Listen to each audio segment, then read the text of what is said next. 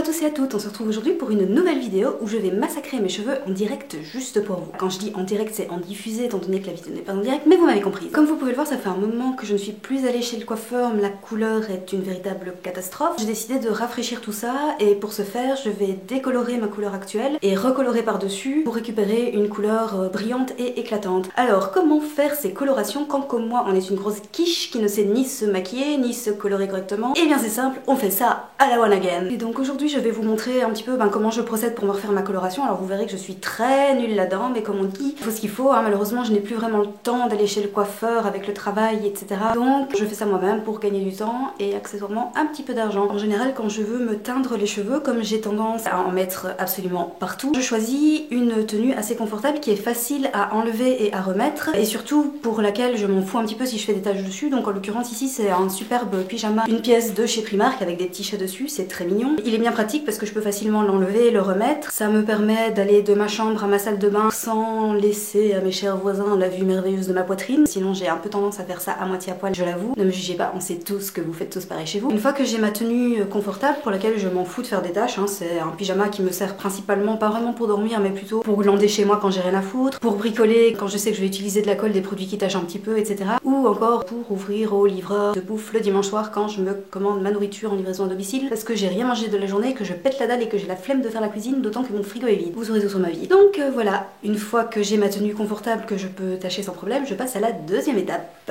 Et la deuxième étape, c'est les gants.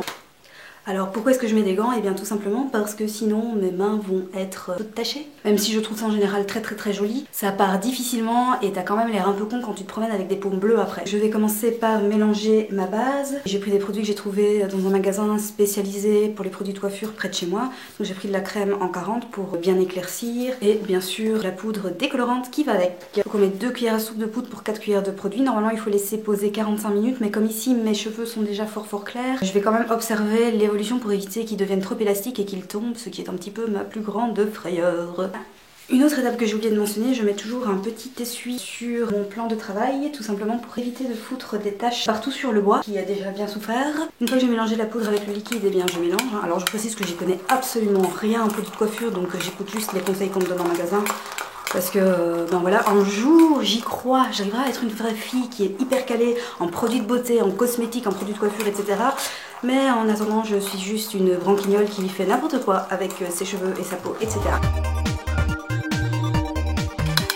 Une fois que c'est bien mélangé, c'est parti pour la décoloration. Je vais venir aller appliquer un peu partout. Alors, je n'ai absolument aucune méthodologie, je fais ça vraiment à la bourrin, j'en fous partout. Mais c'est comme ça. Je vais essayer surtout d'appliquer donc sur les endroits, notamment à l'arrière, où j'avais vraiment mal fait ça la dernière fois.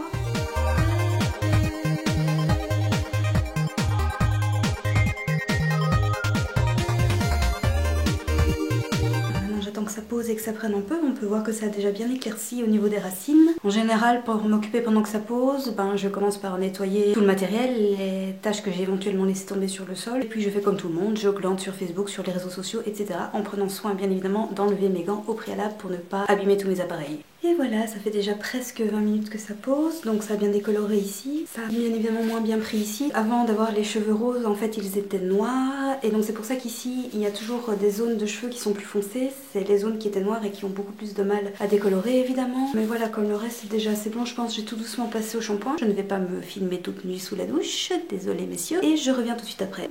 Et voilà, je me suis lavé les cheveux, donc on peut voir que ça a vraiment bien décoloré au niveau des racines. Là où j'avais les cheveux noirs avant, c'est toujours très foncé. On va faire avec. Je voulais quand même faire un petit aparté sur les bouteilles de shampoing spéciaux. Par exemple, moi dans ce cas-ci, j'utilisais ceci. Je sais pas si on peut bien lire. Si je lis ce qui est écrit dessus, Ultra Repair, shampoing régénérant plus, réparation ultime, cheveux secs, abîmés, sensibilisés, fourchus. Et c'est comme ça pour toutes les bouteilles de shampoing. C'est toujours plein de superlatifs sur l'étiquette, genre t'as l'impression que tu vas acheter le super-héros des shampoings en fait. Je vous en fais en danger, cheveux abîmés, pointe cassante, vous ne savez plus quoi faire. Mais appelez Super Shampoing, le super-héros de tous les shampoings. Il réparera vos cheveux en un rien de temps et vous ne pourrez lui dire que merci Super Shampoing. Tadam! Sérieusement? Bref, tout ça pour dire, on passe à la suite.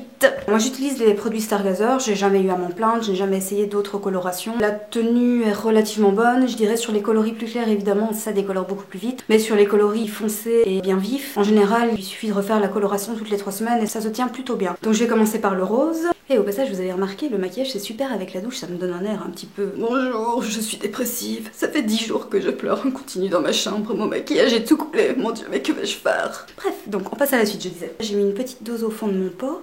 Je vais faire la séparation de mes cheveux, donc pour écarter ce que je compte colorer en bleu, c'est tout le dessus en fait que je vais faire en rose. Il y a juste le bas que je vais garder en bleu, c'est parti. Mais vous me direz, élégant, ils sont là. Très élégants, n'est-ce pas? D'accord, c'était à chier. Et voilà, je repars comme une grosse bourrin. C'est vrai que je pourrais me faire ça face à vous, mais je vais en foutre partout.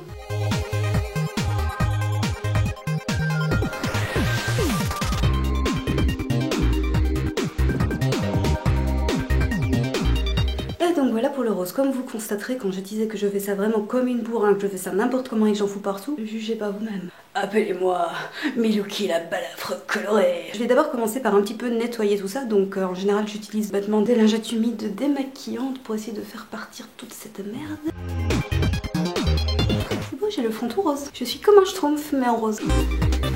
Et j'en fous partout plus que de nettoyer. C'est cool. Mesdames et messieurs, ceci est le nouveau maquillage tendance. Le visage rose pour voir la vie en rose. J'en ai même mis dans le cou. Ça c'est vraiment un coup foireux.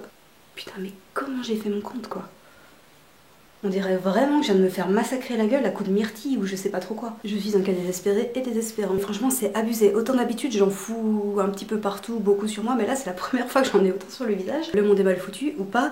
Donc bref, tant pis pour ce petit massacre à la myrtueuse. Je vais continuer avec le bleu. Hein. C'est parti. Pour le rose j'avais utilisé la teinte magenta et pour le bleu c'est du Royal Blue, toujours de chez Stargazer. Hop là.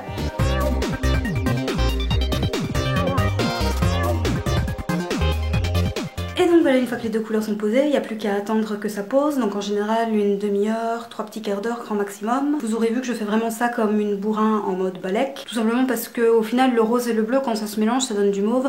C'est quand même pas vilain, donc c'est toujours un petit peu la grande question. Qu'est-ce que ça va donner quand j'aurai fini mon shampoing?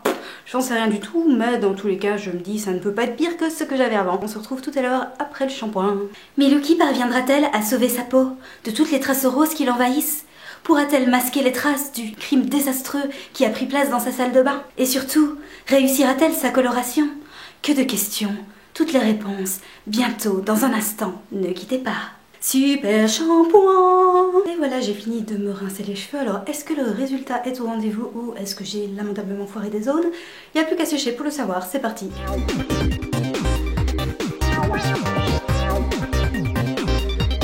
Et voilà mesdames et messieurs, j'ai terminé de me sécher les cheveux, alors qu'est-ce que ça donne? Eh bien c'est un échec complet. Le haut du crâne ça va, il est bien rose, bien flashy, ça va bien décolorer.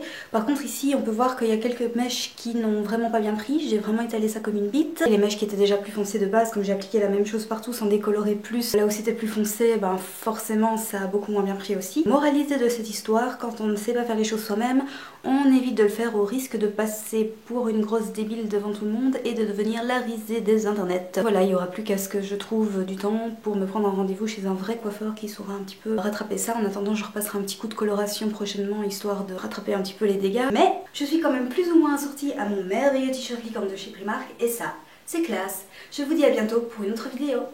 Salut!